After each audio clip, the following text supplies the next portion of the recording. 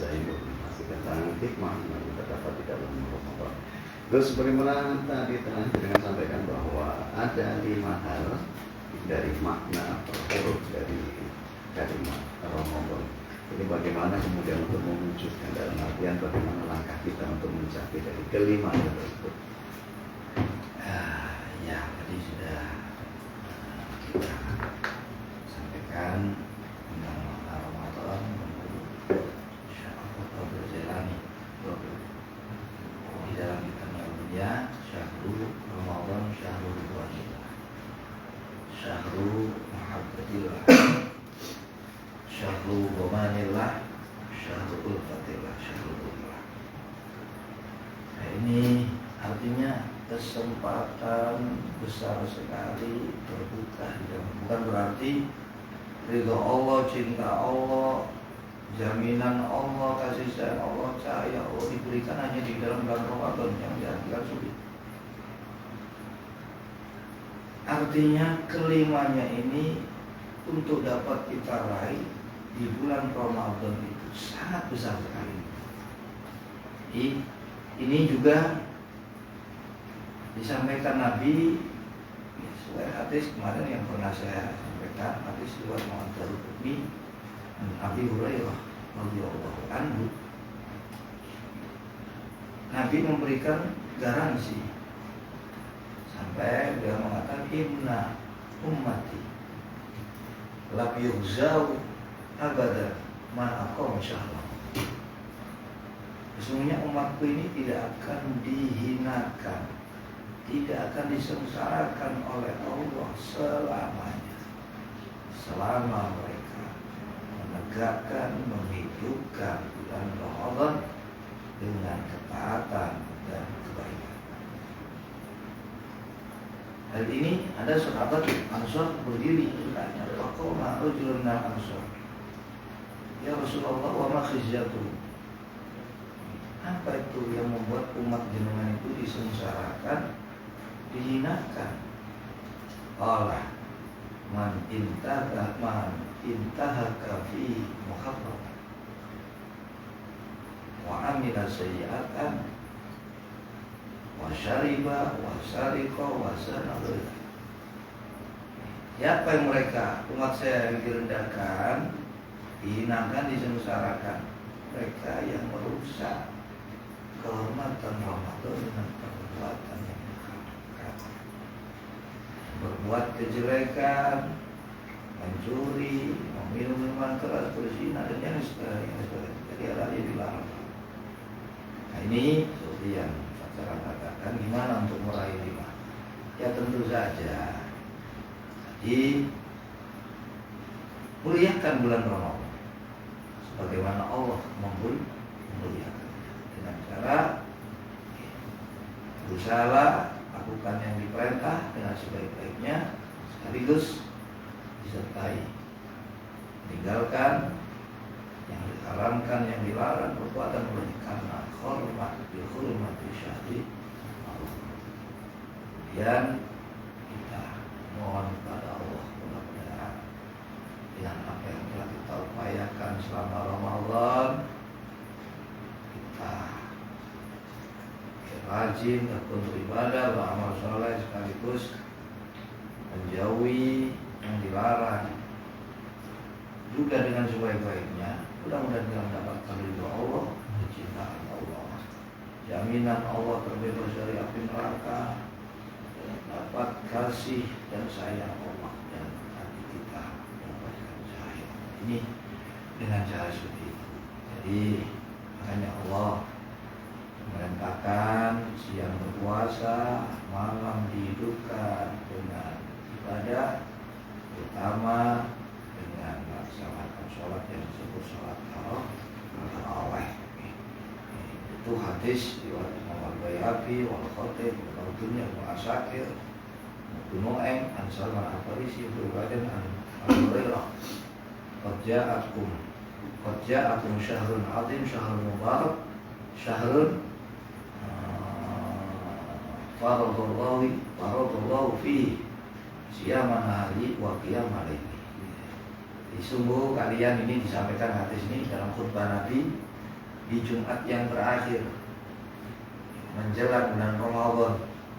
Sungguh sebentar lagi kalian akan kedatangan bulan yang agung, bulan yang diberkahi, bulan yang di situ Allah mewajibkan puasa di siang hari. Allah memerintahkan kita untuk menghidupkan malam-malam.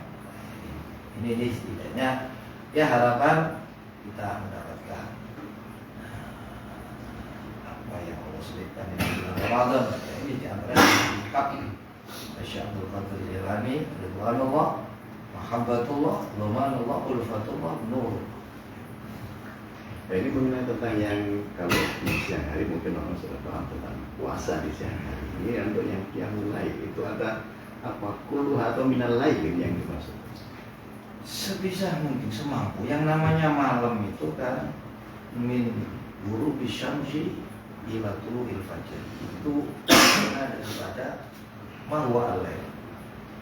Dalam bahasa Arab, malam itu ya dimulai sejak terbenamnya matahari sampai terbitnya fajar subuh.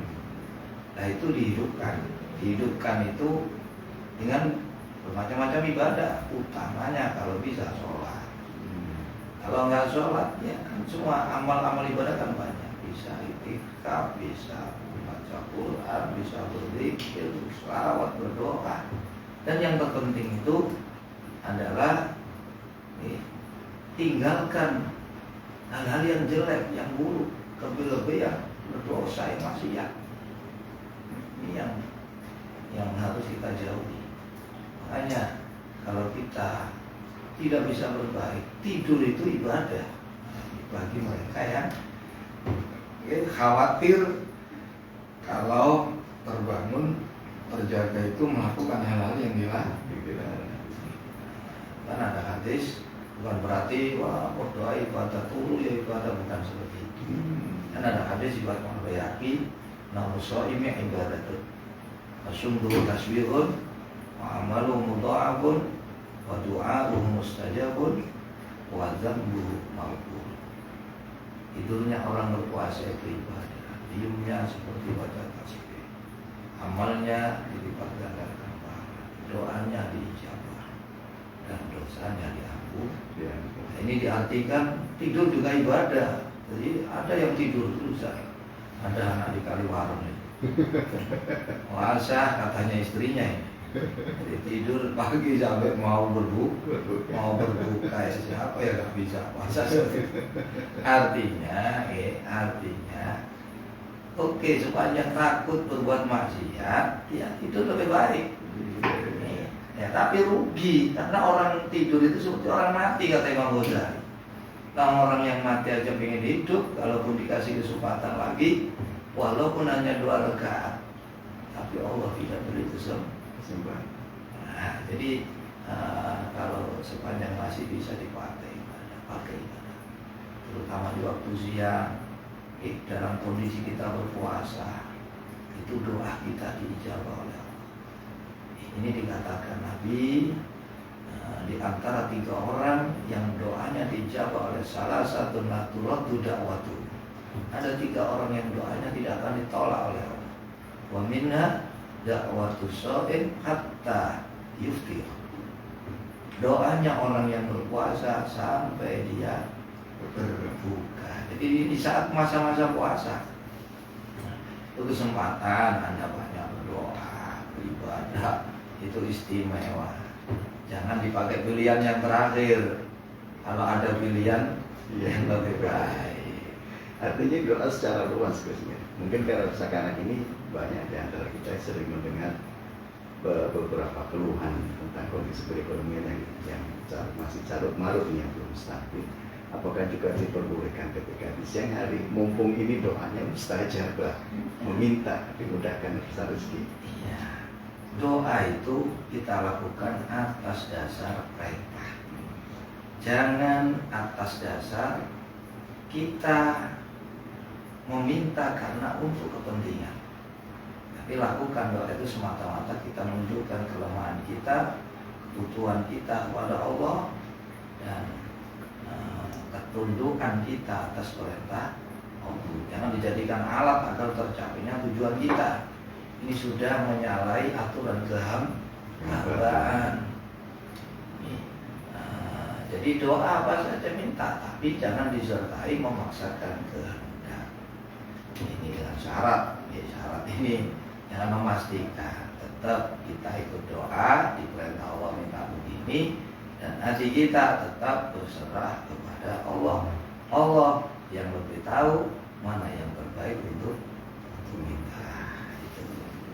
Baik Gus, sebelum kita lanjut kembali nih Gus, ada yang sudah bergabung ini, ada Mas Faisal yang ada di Pesapen.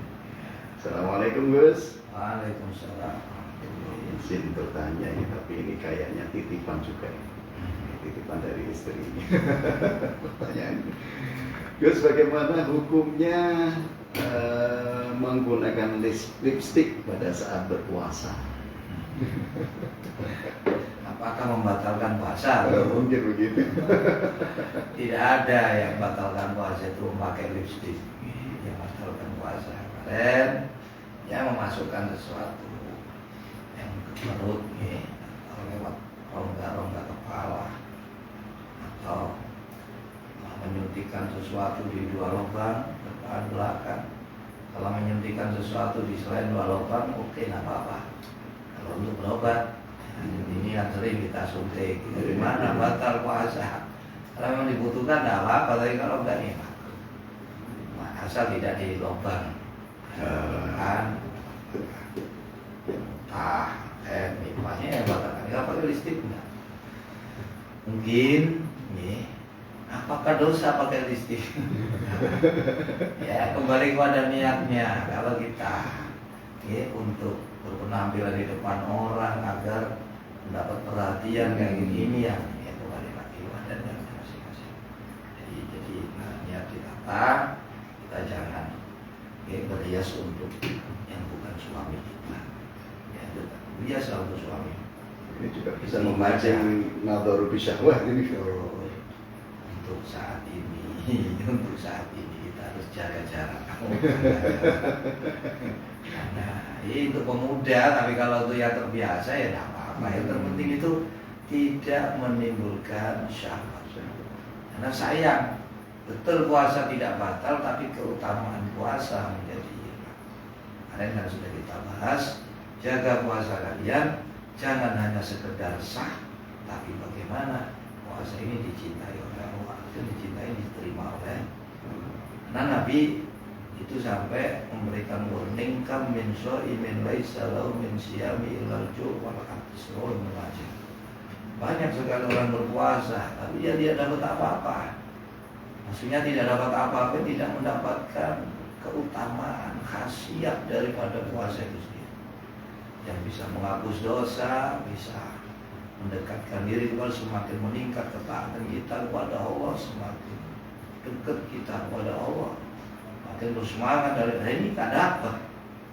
Ini yang dikatakan dia nggak dapat, cuma dapat rasa lapar dan dahaga.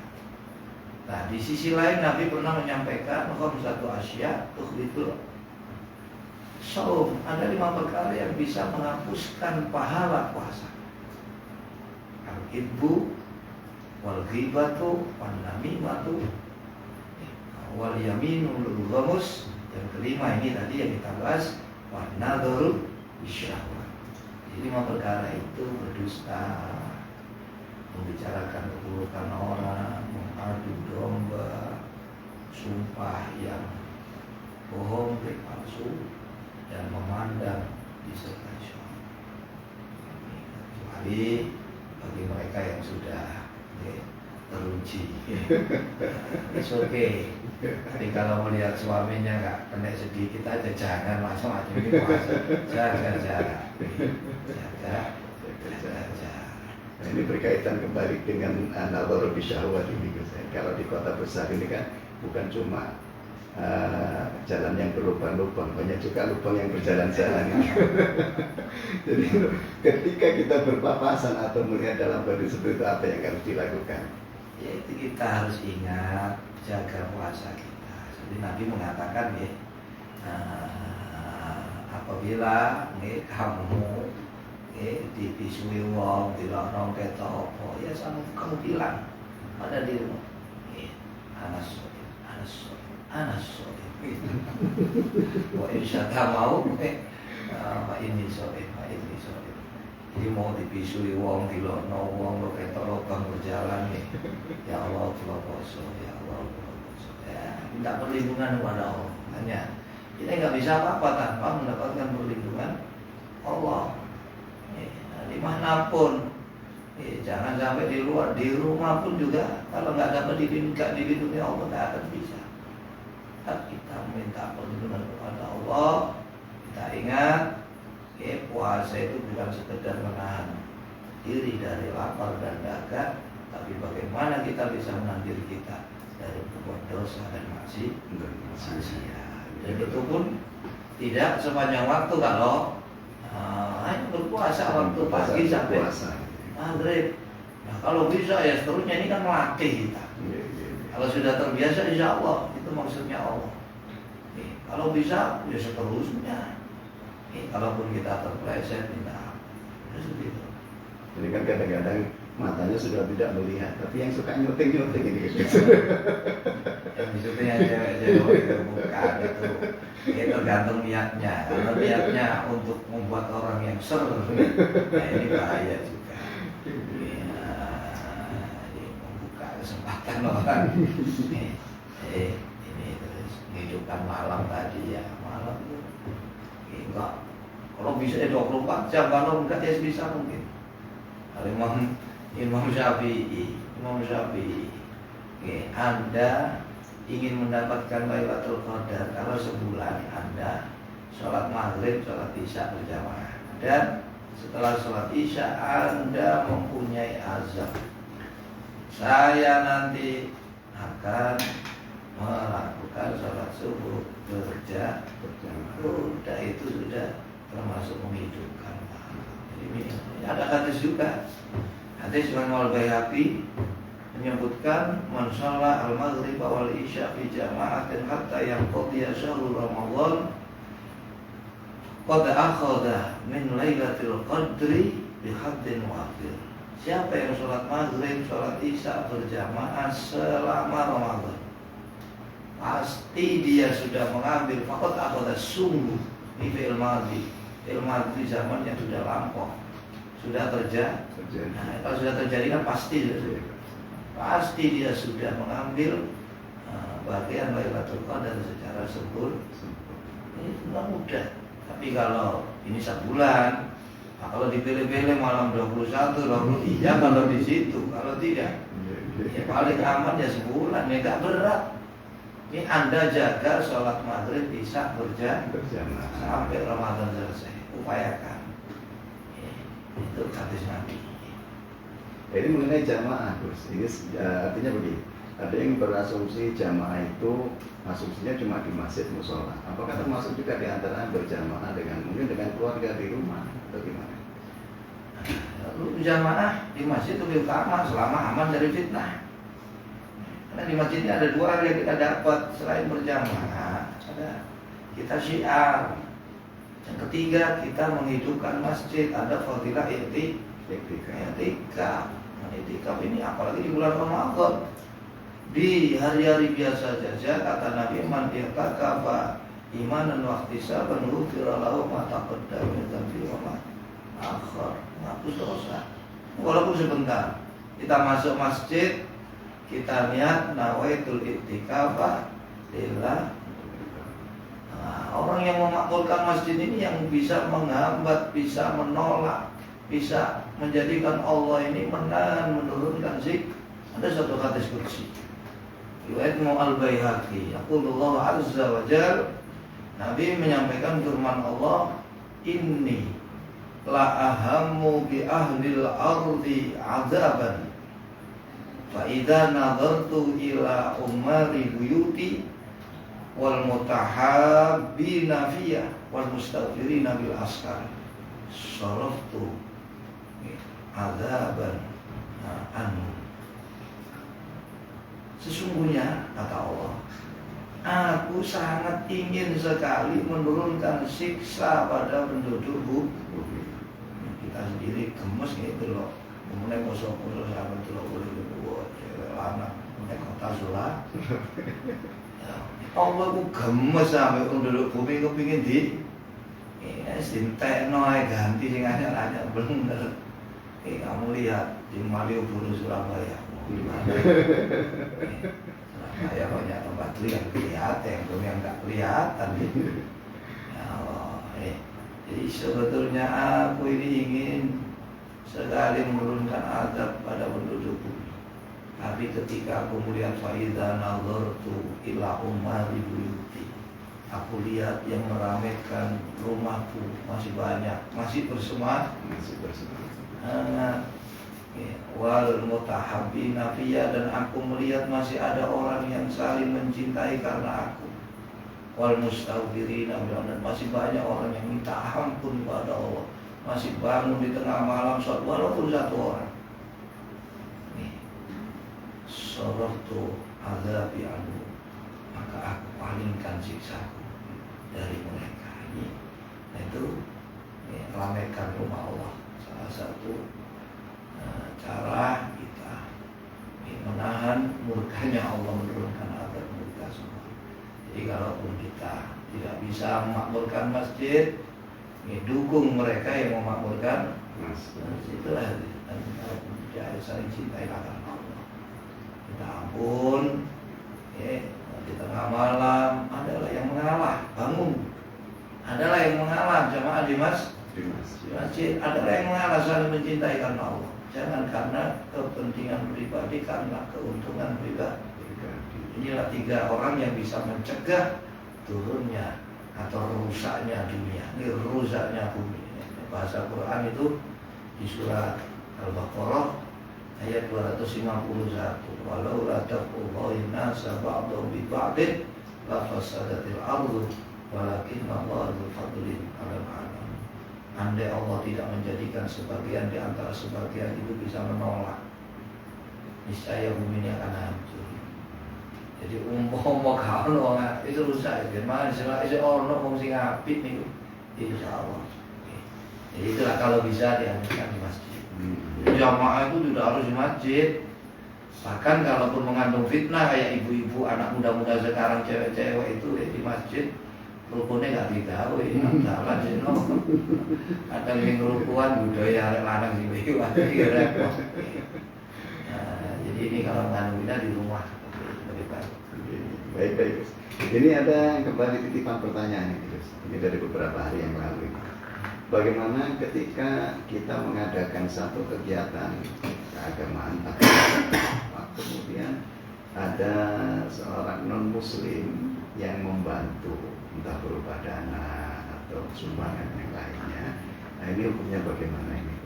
Jadi gimana menerima bantuan dari orang non-muslim yang kita terima sepanjang kita tahu itu bukan sesuatu yang dilarang, artinya bukan dari hasil yang haram.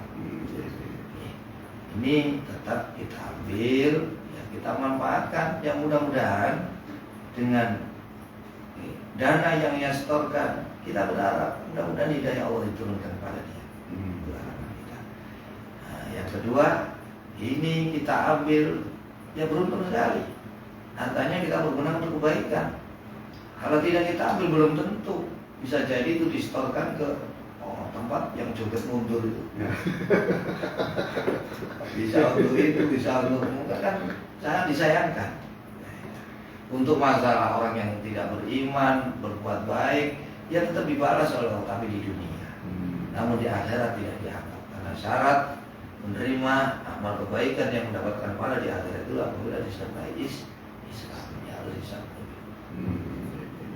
Baik, insyaallah ini yang titipan bertanya, insyaallah sudah tidak ragu lagi karena masih beberapa hari yang lalu masih grundel di dalam hatinya. Ya, terima saja sepanjang kita, kalau kecuali kalau kita tahu itu uang hasil mencuri, kita lihat dari situ tidak baik. Itu tidak hanya dari non-muslim gitu ya. Dari sama muslim kalau uang hasil korupsi ya. Dari orang Islam aja juga nggak boleh. Ya menerima sesuatu uang itu, kalaupun kita mengambilnya, ya jangan sampai kita masukkan ke dalam perut, kita ambil, kan ini. Dan itu kalau tidak ada fatwa ya, kalau tidak kita kembalikan kepada yang benar. Sebenarnya yang benar itu kita memberikan nasihat, kita ya tak jadi dikasih nanti. Kalaupun ada seperti itu ya kita terima, oke. Tapi selama tidak membahayakan kita nih. Kalau sampai terkena pencucian uang, nah ini kan ya, sering kena jebakan Batman ini. Di samping juga ada sopi hati-hati. Jadi kita lihat plus minusnya. Baik, pendengar setia 905 FM, semakin asik juga perbincangan kita di malam hari ini, namun juga tanpa terasa waktu ini bergulir begitu cepat ini. Kita sudah berada di menit yang ke-55, lepas dari pukul 24 waktu Indonesia Barat. Karena itu bincang Ramadan terbatasi oleh waktu, dan sebelum kita mohon pamit undur diri, ada baiknya kita simak closing statement dari Kesain Mundur. Terima kasih Ustaz Salam. Assalamualaikum warahmatullahi wabarakatuh. Waalaikumsalam.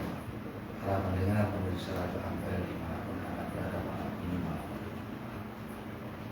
malam yang istimewa, malam mustajab.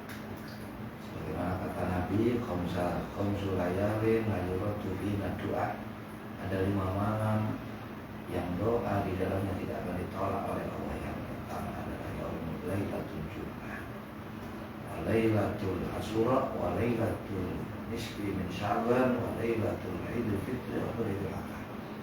Malam itu hari Jumat, malam Asyura, tanggal 10 Muharram, malam separuh Sya'ban, malam Idul Fitri, dan malam Idul Adha. Ini malam Jumat. Kesempatan kita ada keutamaan doa diijabah, apalagi di bulan Ramadan. Gunakan ini kesempatan yang baik dan kita persiapkan diri kita untuk menyongsong rajanya hari, yaitu hari Jumat. Itu kita rayakan karena Jumat ini hari raya orang mukmin. Inna yaumal jum'ati sayyidul ayyam wa hijjul fuqara wal masakin wa idun lil mu'minin. Hari Jumat rajanya hari. Dalam seminggu ada 7 hari. Yang hari Jumat ini yang menentukan hari-hari yang lain. Kita salimatul Jumat, salimatul ayyam. Kata Nabi Al-Bayhaqi an Aisyah radhiyallahu anha, apabila hari Jumat itu selamat, maka selamat pula hari-hari yang lainnya. Jadi mulai dari malam ini kita persiapkan, mudah-mudahan besok kita mampu mewarnai hari Jumat dengan menghormati hari Jumat. Sejak pagi kita mandi saja. Nikmat iktasala yaumal jum'ati kufirat anhu dhunubu wa khotoya. Siapa yang mandi pada hari Jumat guna melaksanakan sholat Jumat, guna menyambut berangkat sholat Jumat, maka Allah hapuskan dosa-dosa dia dan semua kekeliruan dia. Dari Jumat, sebelum kita berangkat lagi ke Jumatan, masa ada fadilah man roha ila Jumati fi sa'atil ula faka'annama qarraba badanaka. Seterusnya, siapa yang berangkat Jumatan di waktu awal, maka dia diberikan pahala seperti telah berkurban unta. Di jam kedua seperti berkurban sapi. Di jam ketiga seperti kurban kambing yang ada tanduknya. Di waktu keempat seperti bersedekah ayam jago. Waktu yang kelima seperti bersedekah telur. Nah, sampai kelima ini ketika faida kharajal imam, nah isi imam teko. Nah, malaikat sing nunggu di lawang masjid nutupno imame. Nunggu ambil imame bukune ditutup sampai teko keri wis kalih bagian. Ya, ini Jumat manfaatkan. Setelah Jumat ada keutamaan sholat Jumat ini luar biasa, jangan ditinggal. Jangan ditinggal. Karena di zaman Nabi Musa itu pernah berjalan di atas gunung. Di gunung melihat satu kaumnya yang beribadah. Ditanya, kamu sudah ada di sini sudah berapa? 70 tahun tidak pernah kumpul menyendiri ibadah di atas gunung. Nabi Musa kau belum mati. Sama Allah dikasih tahu Musa, Maukah kamu kasih tahu yang lebih baik daripada yang Luqman? Iya. Siapa itu? Ya Allah, itu adalah umat akhir zaman. Di situ aku berikan sholat hanya 2 rakaat, yaitu sholat Jumat, di mana siapa yang sholat itu lebih baik daripada ibadah 70 tahun. Ini untuk dimana setelah sholat Jumat jangan tergesa-gesa, baca Fatihah 7 kali, Al-Ikhlas 7 kali, Al-Falaq 7 kali, An-Nas 7 kali.